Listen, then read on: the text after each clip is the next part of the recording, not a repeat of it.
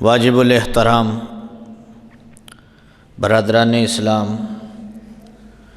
ماہ رجب المرجب شریف کے بابرکت جمعۃ المبارک کے موقع پہ رب ذوالجلال کے مقدس گھر میں ہم جمع ہیں۔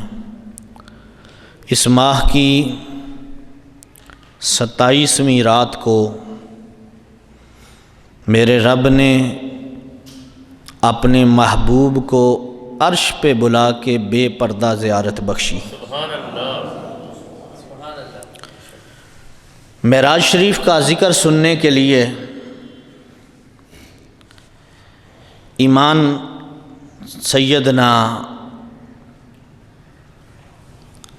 افضل البشر بعد الانبیاء صدیق اکبر رضی اللہ تعالیٰ عنہ جیسا ایمان چاہیے۔ حضور جب معراج سے واپس لائے تھے نا، تشریف لائے تھے، تو کافروں نے بھی ذکر معراج سنا تھا، تو ان کے منہ لٹک گئے تھے، لیکن یہی ذکر جب صدیق اکبر نے سنا تھا تو صدیق جھوم اٹھے تھے۔ حق سے مصطفیٰ کریم نے کہا، اے باری تعالیٰ، یہ جتنے انعام تو نے مجھے دیے ہیں، حد کر دی ہے انعامات کی، زمین پہ جا کے میں بتلاؤں گا تو لوگ تو اس کا انکار کر دیں گے۔ تو خالق نے فرمایا تھا سارے کافر انکار کریں گے، لیکن میرا ابو بکر ہے، وَهُوَ يُصَدِّقُكَ وَهُوَ صِدِّيقٌ، وہ اس معراج کی تصدیق کرے گا کیونکہ وہ صدیق ہے۔ تو معراج کا ذکر سننے کے لیے ایمان کی بلندی چاہیے، بندے کو جھوم جانا چاہیے کہ ہم اس نبی کے امتی ہیں جس نبی کی اتنی شانیں ہیں۔ اللہ رب العزت نے، خالق کائنات نے قرآن مجید میں ارشاد فرمایا، سبحان الذی اسریٰ بعبدہ، پاک ہے وہ ذات جس نے اپنے بندے کو سیر کرائی، لیلاً، رات کے تھوڑے سے حصے میں، من المسجد الحرام، مسجد حرام سے، الی المسجد الاقصیٰ، مسجد اقصیٰ کی طرف۔ خالق کائنات نے سفر معراج کا ذکر بیان کرنے سے پہلے اپنی پاکی بیان فرما دی، اس لیے کہ معراج سمجھ میں آنے والی بات نہیں، اور جو بات سمجھ نہ آئے بعض دفعہ انسان اس کا انکار کر دیتا ہے۔ تو خالق نے پہلے اپنا ذکر کیا، پھر حضور کے سفر کا ذکر کیا، سیر کا ذکر کیا، کہ میرا محبوب نہیں کہہ رہا کہ میں تھوڑے سے حصے میں زمین و آسمان، حتیٰ کہ ساتوں آسمان، پھر سدرہ، پھر عرش معلیٰ تک، پھر رب کی بے پردہ زیارت اور جنت و دوزخ ساری کائنات کو دیکھا ہے، سیر کی ہے، یہ میرا محبوب نہیں کہہ رہا، میں خالق ہو کے کہہ رہا ہوں کہ شرف یہ میں نے اپنے محبوب کو بخشا ہے۔ یہ انکار محبوب کے معراج کا نہیں ہے، یہ میری قدرت کا انکار ہے۔ جس نے انکار کیا وہ میری، کیونکہ سبحان کا معنی ہے پاک، ہر کمی سے، ہر کجی سے، ہر عیب سے، ہر نقص سے، ہر کمزوری سے پاک ہے وہ ذات۔ تو جو اتنی طاقت والی ذات ہو وہ تو کچھ بھی کر سکتی ہے۔ تو اس لیے فرمایا کہ یہ نہ دیکھنا کہ یہ سمجھ میں آتا ہے معراج کے نہیں آتا، یہ دیکھنا کرا کون رہا ہے۔ تو میں خالق ہو کے کہتا ہوں کہ میں نے اپنے بندے کو مسجد حرام سے مسجد اقصیٰ کی طرف سیر کرائی۔ الذی بارکنا حولہ، مسجد حرام اور مسجد اقصی وہ ہیں جن کے باہر برکتیں ہیں۔ آپ جانتے ہیں مسجد میں بیٹھے ہوئے ہیں، مسجدیں جتنی بھی ہیں ان کے اندر برکتیں ہوتی ہیں، لیکن فرمایا مسجد حرام اور اقصی وہ مسجدیں ہیں جن کے باہر بھی برکتیں ہیں۔ کیا مطلب؟ بھائی باہر برکت کیسے ہے؟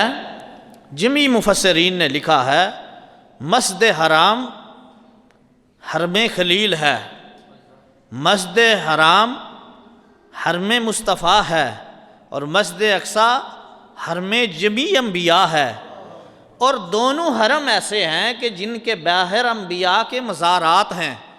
تو جہاں مزار ہوتا ہے، مزار چونکہ مسجد کے باہر ہوتا ہے، تو جہاں مزار ہو وہاں بھی برکتیں ہوتی ہیں۔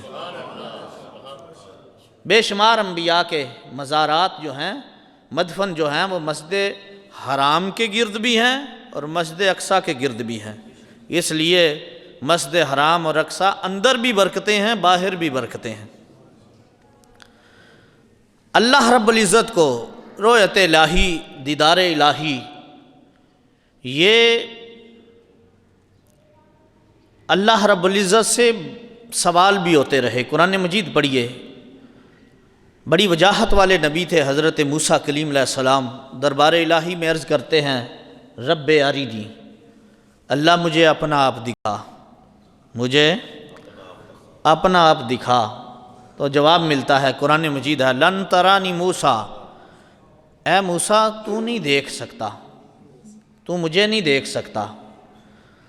تو بڑے لاڈلے نبی تھے، کلیم اللہ کے لقب سے ملقب ہوئے ہیں، باتیں کر لیا کرتے تھے رب سے، محو تکلم ہوا کرتے تھے، اور یہ ہم کلامی کا شرف یہ بھی مصطفیٰ کریم علیہ السلام کے علاوہ صرف حضرت موسیٰ کلیم کو نصیب ہوا ہے کہ براہ راست ڈائریکٹ رب سے مخاطب ہوئے، میٹھی میٹھی باتیں کیا کرتے تھے۔ تو ایک دن خیال آیا جس کی باتیں اتنی میٹھی اور سونی ہیں وہ خود کتنا سونا ہوگا، اللہ مجھے اپنا آپ دکھا۔ جواب ملتا ہے لن ترانی موسیٰ، اے موسیٰ تو کلیم ہے لیکن تو مجھے دیکھ نہیں سکتا، نہ تو دیکھے نہ چشم انبیاء دیکھے، مجھے دیکھے تو صرف نگاہ مصطفیٰ دیکھ۔ کیا ہوا تھا؟ لاڈلے نبی تھے، ضد کی، اصرار کیا۔ اللہ رب العزت نے فرمایا اچھا موسیٰ اگر تو ضد ہی کرتا ہے نا، تو میرا لاڈلا ہے، چلو کوہ طور پہ آ جاؤ، میں اپنے صفاتی، ذاتی نہیں صفاتی تجلی کا ایک پرتو عکس پہاڑ پہ ڈالتا ہوں، اگر پہاڑ قائم رہا، تو نے پہاڑ کو دیکھنے کی، اس تجلی کو دیکھنے کی تاب لا لی تو مجھے بھی دیکھ لے گا۔ 70 سلیکٹڈ حواری جو قرب میں رہنے والے تھے، موسیٰ کلیم علیہ السلام نے وہ حواری ساتھ لیے اور کوہ طور پہ چلے گئے۔ جا کے بس اس انتظار میں تھے کہ خالق جلوہ دکھائے گا۔ ادھر سے ایک پرتو، ایک عکس، علماء نے بڑی پیچیدہ باتیں، سوئی کے نکے سے بھی کم، باہر کیف میں اس بریکی میں نہیں جاتا، ایک چھوٹا سا عکس ڈالا کوہ طور پہاڑ پہ۔ تو قرآن مجید میں اللہ فرماتے ہیں خر موسیٰ صاعقہ، پہاڑ جل کے راکھ ہو گیا، 70 آدمی مر گئے، موسیٰ بے ہوش ہو گئے۔ جب ہوش آیا تو پھر اس کی قدرتوں کی تسبیح پڑھ دی۔ بھائی یہ موسیٰ کلیم ہیں، اصرار کرتے تھے اللہ اپنا آپ دکھا، تو رب کہتا تھا تو نہیں دیکھ سکتا۔ اللہ حضرت کہتے ہیں کس نے کس کو دیکھا، یہ موسیٰ سے پوچھے کوئی، آنکھ والوں کی ہمت پہ لاکھوں سلام۔ جس کی صفات کی تجلی کا پرتو موسیٰ نہیں دیکھ سکے تھے، اس کی ذات کے جلوے مصطفیٰ نگاہوں سے دیکھ کے آئے تھے۔ یہ کمال تھا نگاہ مصطفیٰ کا۔ اور کلیم اور حبیب میں فرق بھی یہی بخشا گیا کہ کلیم التجا کرتے رہے اللہ اپنا آپ دکھا، تو جواب ملتا تو نہیں دیکھ سکتا، لیکن حبیب حضرت ام ہانی کے گھر محو استراحت ہیں، آرام فرما رہے ہیں، تو جبریل سید الملائکہ نوکر بن کے سواری لے کے آ جاتے ہیں ناز سے، حضور اٹھیے ذرا، اللہ اپنا دیدار بخشنا چاہتا ہے۔